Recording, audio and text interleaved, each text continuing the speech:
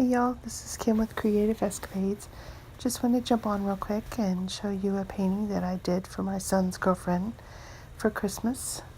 She really loves sea turtles, so I thought I would try to make a painting.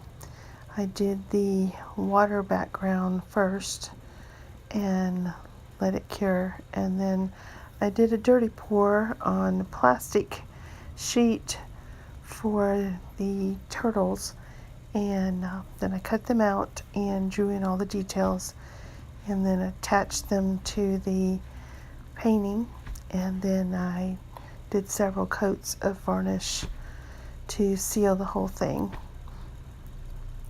and it turned out pretty good. I like it.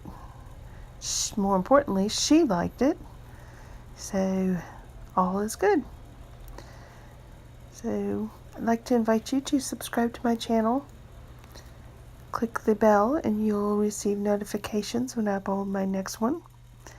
Here's a close-up of just the picture itself. Hope you've enjoyed this. Thank you for watching. See you next time.